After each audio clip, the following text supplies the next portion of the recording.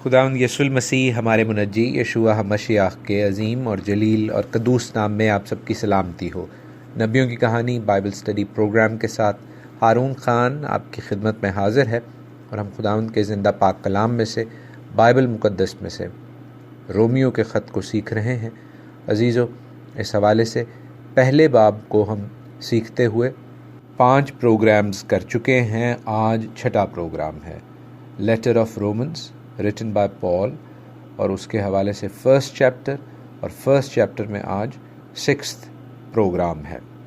آسمانی باپ سے اس کے اکلوتے بیٹے ہمارے منجی یشوع مشیخ کے نام میں زندگی کی، سلامتی کی، برکت کی دعا چاہتے ہیں آپ کے لیے کہ آپ کلام کو سنیں، پورے طور پر سنیں، کانوں سے بھی سنیں اور دل سے بھی سنیں، اور اسے اپنی زندگی میں اپنائیں تاکہ خداوند آپ کو برکت دے۔ جیسے ہم نے کل پڑھا، خداوند یسوع المسیح کے اپنے الفاظ متی کی انجیل میں سے، from the gospel of Matthew chapter 7 میں سے، جہاں پر وہ کہتے ہیں کہ جو کوئی مجھے خداوند خداوند کہتے ہیں، یہ آسمانی بادشاہی میں، خدا کی بادشاہی میں سب کے سب داخل نہیں ہوں گے، اس لیے کہ اگر یہ صرف میرے نام کے اختیار کو استعمال کرتے ہوئے معجزات کرتے ہیں اور میرے باپ کی مرضی کو، باپ کے آئین اور احکام کو نہیں مانتے، تو یہ مجھ سے واقف نہیں ہیں۔ عزیزو، یہ آیت اس قدر میگنانمس ہے، اس قدر گہری اور بڑی ہے کہ اس کے اثرات ہر ایک مسیحی کے اوپر اپلائی ہوتے ہیں۔ وی cannot ٹیک دس لائٹلی۔ ہم اسے ایک کان سے سن کے دوسرے سے ہرگز نہیں نکال سکتے۔ ہمیں خداوند سے واقفیت حاصل کرنی ہے، اس کو جاننا ہے، اور اس کو جاننا صرف اس کے پاک کلام سے ہی ممکن ہے۔ اسی لیے ہم یہ ڈیلی پروگرام کرتے ہیں، ویکلی پروگرام کرتے ہیں، تاکہ آپ کلام میں، بائبل مقدس میں، خداوند سے واقفیت میں آگے بڑھیں، ترقی کریں، علمی طور پر بھی، روحانی طور پر بھی۔ ہم نے اس خاص ٹرم کے حوالے سے جو خدا کی قدرت ہے، جس کے حوالے سے 16ویں آیت میں 16th verse of first chapter میں لکھا ہے، آپ کو بتایا، مختلف ریفرنسز دیے۔ ہم نے ونس سیوڈ آلویز سیوڈ کی تھیولوجی کو، غلط تعلیم کو رد کیا پاک کلام سے، اور آج ہم اس سے آگے بڑھیں گے۔ اگرچہ یہ کچھ آیات میں نے پڑھی تھی، تو ابھی میں دوبارہ آپ کے لیے پڑھے دیتا ہوں 16ویں آیت سے 23ویں آیت تک۔ ہم نے 16ویں اور 17ویں آیت کو تو کل دیکھا اور سیکھا، تاہم میں انہی سے آغاز کروں گا اور اگلی کچھ آیات بھی آپ کے لیے پڑھوں گا۔ اس باب میں کئی اور آیات بھی موجود ہیں، اور میرا ذاتی خیال یہ ہے کہ ہم 2-3 دن مزید اس باب سے، اس چیپٹر سے، خداوند کے کلام کے اس خوبصورت حصے سے برکت پائیں گے۔ آپ کی فیڈ بیک کے لیے، آپ کے بہت خوبصورت میسیجز کے لیے جو آپ ذاتی طور پر مجھ سے کرتے ہیں، گروپ میں کرتے ہیں، میں دل سے مشکور ہوں، شکر گزار ہوں۔ سارا جلال باپ آسمانی کو ملے عزیزو، کیونکہ کلام اس کا ہے، سو جلال بھی اسی کو ملے۔ تاہم آپ کے پیار کے لیے، پسندیدگی کے لیے، دعاؤں کے لیے جو آپ میرے لیے، میرے گھرانے کے لیے کرتے ہیں، میں دل سے آپ کا شکر گزار ہوں۔ خداوند کے پاک کلام میں سے پڑھتے ہیں رومیو کا خط، پہلا باب 16ویں آیت سے 23ویں آیت تک۔ کیونکہ میں انجیل سے شرماتا نہیں، اس لیے کہ وہ ہر ایک ایمان لانے والے کے واسطے، پہلے یہودی پھر یونانی کے واسطے، نجات کے لیے خدا کی قدرت ہے، اس واسطے کہ اس میں خدا کی راست بازی ایمان سے اور ایمان کے لیے ظاہر ہوتی ہے، جیسے لکھا ہے کہ راست باز ایمان سے جیتا رہے گا۔ کیونکہ خدا کا غضب ان آدمیوں کی تمام بے دینی اور ناراستی پر آسمان سے ظاہر ہوتا ہے جو حق کو ناراستی سے دبائے رکھتے ہیں، کیونکہ جو کچھ خدا کی نسبت معلوم ہو سکتا ہے وہ ان کے باطن میں ظاہر ہے، اس لیے کہ خدا نے اس کو ان پر ظاہر کر دیا، کیونکہ اس کی اندیکھی صفتیں، یعنی اس کی ازلی قدرت اور الوہیت، دنیا کی پیدائش کے وقت سے بنائی ہوئی چیزوں کے ذریعے سے معلوم ہو کر صاف نظر آتی ہیں، یہاں تک کہ ان کو کچھ عذر باقی نہیں، اس لیے کہ اگرچہ انہوں نے خدا کو جان تو لیا، مگر اس کی خدائی کے لائق اس کی تمجید اور شکر گزاری نہ کی، بلکہ باطل خیالات میں پڑ گئے اور ان کے بے سمجھ دلوں پر اندھیرا چھا گیا۔ وہ اپنے آپ کو دانا جتا کر بے وقوف بن گئے اور غیر فانی خدا کے جلال کو فانی انسان اور پرندوں اور چوپایوں اور کیڑے مکوڑوں کی صورت میں بدل ڈالا۔ آمین۔ عزیزو، کل ہم نے اس حوالے سے یہ دیکھا اور سیکھا کہ جب پولس انجیل کے حوالے سے بات کر رہے ہیں تو he is talking about good news of the तनाख, खुशखबरी जो कलाम मुक़द्दस की है, और कलाम मुक़द्दस वो जो पुराना अहदनामा है, नया अहदनामा उस वक़्त मौजूद नहीं था।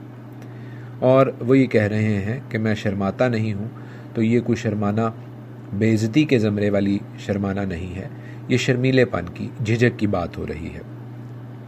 और फिर वो कह रहे हैं कि ये कलाम हर एक ईमान लाने वाले के वास्ते, पहले यहूदी फिर यूनानी के वास्ते नजात के लिए खुदा की कुदरत है।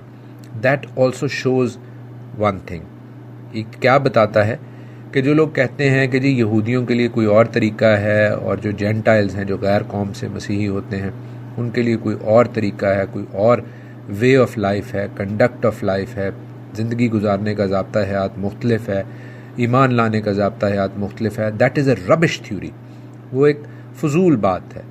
कलाम मुक़द्दस और खुदा की ज़ात और इल्हुयत और ईमान लाने का ज़ाब्ता अखलाक एक ही है, and that is how it should be. और फिर जिस तरह पौलुस यहूदियों को फ़ौक़ियत दे रहे हैं, तरजीह दे रहे हैं अपनी इस राइटिंग में कि पहले यहूदी, सो दैट शोज़ समथिंग कि Jews must be given priority over the Gentiles when it comes to solvation. जब नजात की बात होती है तो यहूदियों को फ़ौक़ियत हासिल है, इसलिए कि खुदावंद यीशु मसीह उस वादे की तकमील है जो बाप इब्राहिम से किया गया। और बाप इब्राहिम से यही कहा गया कि तेरी औलाद के वसीला से, उस वादा के फर्जंद के वसीला से तेरी कौम, तेरे बच्चे तो बरकत पाएंगे, दुनिया की और कौमें भी बरकत पाएंगी। तो पहले बाप इब्राहिम की औलाद यानी इसहाक और याकूब और 12 कबीले बरकत के हकदार हैं, और फिर रेस्ट ऑफ द वर्ल्ड, फिर बाकी कौमें भी। सो Gentiles do get blessed but through Israel. Israel खुदावंद यीशु मसीह की भी प्रायोरिटी थी।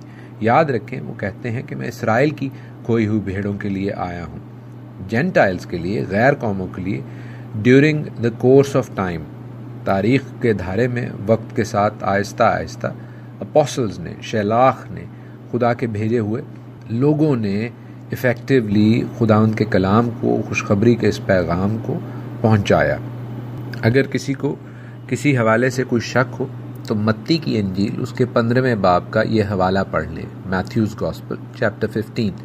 मैं उसकी 21 से 24 आयत तक आपके लिए पढ़ता हूँ। My point will be clear. लिखा है कि फिर यीशु वहाँ से निकलकर सूर और सैदा के इलाके को रवाना हुआ, और देखो एक कैनानी औरत उन सरहदों से निकली और पुकार कर कहने लगी, या खुदावंद इब्न दाऊद मुझ पर रहम कर, एक बदरूह मेरी बेटी को बहुत सताती है। मगर उसने उसे कुछ जवाब न दिया, और उसके शागिर्दों ने पास आकर उससे ये अर्ज़ की कि उसे रुखसत कर दे, क्योंकि वो हमारे पीछे बहुत चलाती है। उसने जवाब में कहा कि मैं इसराइल के घराने की खोई हुई भेड़ों के सिवा और किसी के पास नहीं भेजा गया। ये आयत इस पॉइंट को क्लियर करती हैं कि खुदावंद यीशु मसीह इसराइल को, इसराइल के घराने को प्रायोरिटी देते थे, तरजीह देते थे, and that is how it is with God. अगर किसी को एतराज़ है तो वो एतराज़ मुझसे ना करें, वो खुदा के साथ करें। This is God's way, this is Bibles वे। ये खुदा का तरीका है, ये बाइबल का तरीका है। अगरचे हम इस वाक़े को आगे जाकर जब पढ़ते हैं तो हम देखते हैं कि खुदावंद यीशु मसीह इफ़ेक्टिवली उसकी बेटी को, उस कैनानी औरत की बेटी को शिफा दे देते हैं। वो भी एक बहुत खूबसूरत वाक़या है। मैं आपको पढ़े देता हूँ उस हवाले से। कुछ लोगों ने सवाल भी किया था, तो वो भी क्लियर हो जाएगा। लिखा है कि उस औरत ने, कैनानी औरत ने आकर उसे सिजदा किया और कहा, है खुदावंद मेरी मदद कर। उसने जवाब में कहा कि लड़कों की रोटी लेकर कुत्तों को डाल देना अच्छा नहीं। उसने कहा, हाँ खुदावंद, क्योंकि कुत्ते भी उन टुकड़ों में से खाते हैं जो उनके मालिकों की मेज़ से गिरते हैं। इस पर यस्सु ने जवाब में उससे कहा कि औरत, तेरा ईमान बहुत बड़ा है, जैसा तू चाहती है तेरे लिए वैसा ही हो। और उसकी बेटी ने उसी घड़ी शिफा पाई। तो हम देखते हैं कि खुदावंद यीशु मसीह बड़ा वाज़े जो जूइश थॉट थी उस वक़्त, उसका इजहार कर रहे हैं कि गैर कौम वाले जेंटाइल्स ज्यूज़ के लिए, इसराइलियों के लिए कुत्तों के बराबर थे। और खुदावंद कह रहे हैं कि मैं लड़कों की रोटी हूँ, यानी इसराइल के लिए रोटी हूँ। मैं तुम जेंटाइल्स के लिए अभी नहीं कुछ कर सकता। ताहम वो अपना जो डिप्लेटेड स्टेटस है, जो अपना गिरा हुआ मयार सेट करते थे इसराइली, उसको एक्सेप्ट करती है वो कैनानी औरत। वो बड़ी आजिज़ हो जाती है, वो हलीम हो जाती है। वो कहती है हम चाहे कुत्ते ही हों, लेकिन कुत्ते भी مالکوں کی میز سے گرے ہوئے ٹکڑوں سے اپنا پیٹ بھرتے ہیں۔ تو خداوند اس کی اس عاجزی کو دیکھ کر، اس کی حلیمی کو دیکھ کر اس کی بیٹی کو شفا دیتے ہیں۔ دا پوائنٹ از، جو بات میں آپ کے گوش گزار کرنا چاہ رہا ہوں وہ یہ ہے کہ اسرائیل کے حوالے سے آف کورس ہمیشہ خداوند کی، بائبل کی ایک ترجیح، ایک پرائیورٹی رہی ہے اور وہ رہے گی، اس لیے کہ خداوند انسان نہیں کہ وہ بار بار بدلتا جائے۔ اس کی مرضی، اس کا پلان لا تبدیل ہے، اس کا کلام لا تبدیل ہے۔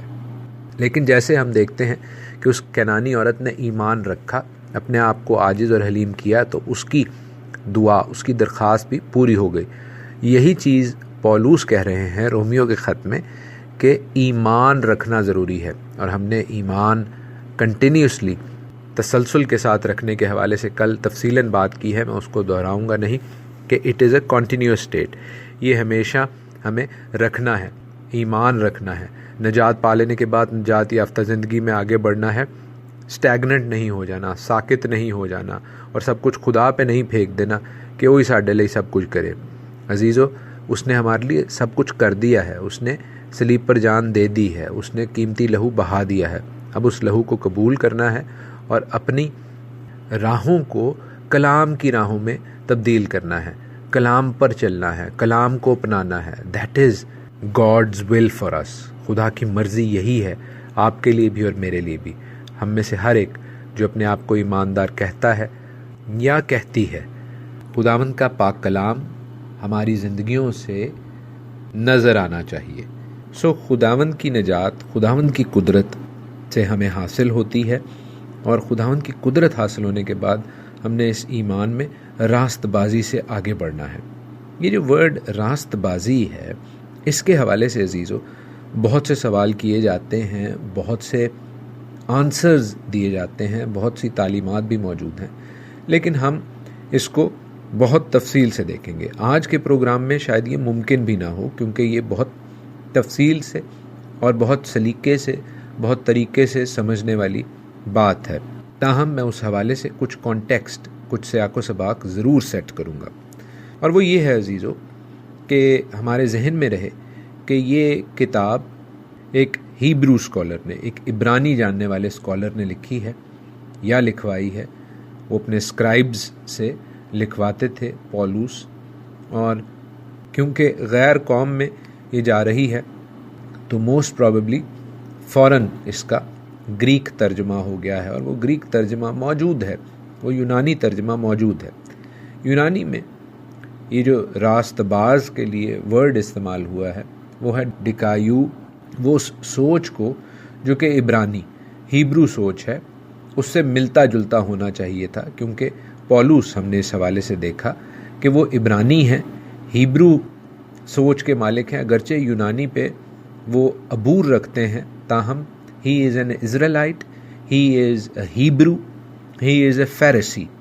تو ان کے ذہن میں کلام مقدس کے حوالے سے، اور کلام مقدس کون سا؟ جو تناخ ہے، جو پرانا عہد نامہ ہے، اولڈ ٹیسٹمنٹ ہے، اس کے حوالے سے کیا لفظ ہے جو وہ یہ گریک ٹرم ڈکایو یا ڈیکو یوز کر رہے ہیں، اس کے حوالے سے ہمیں کلام مقدس کا علم ہونا چاہیے، تناخ کا علم ہونا چاہیے، جس پر پولوس کی کمپلیٹ دسترس تھی، جس پر پولوس کا کمپلیٹ عبور تھا۔ اور سب سے زیادہ ہیلپ ہمیں اس حوالے سے سیپٹیجنٹ کرتا ہے۔ سیپٹیجنٹ کیا ہے؟ جو کہ پرانے عہد نامے کا تناخ کا گریک ترجمہ ہے، اور ہم اس میں سے دیکھتے ہیں کہ یہ ورڈ ڈکایو، جس کو ہم نے انگلش کے تھرو پھر اردو میں راست باز ٹرانسلیٹ کیا ہے یا رائچس کہتے ہیں، وہ کہاں کہاں استعمال ہوا ہے۔ وہ جہاں پہ بھی استعمال ہوا ہے اس حوالے سے ہم پرانے عہد نامے سے اور اس کے گریک ترجمے سے، سیپٹیجنٹ سے مدد حاصل کر سکتے ہیں، کیونکہ پرانا عہد نامہ ہیبرو میں بھی اور گریک دونوں میں موجود ہے۔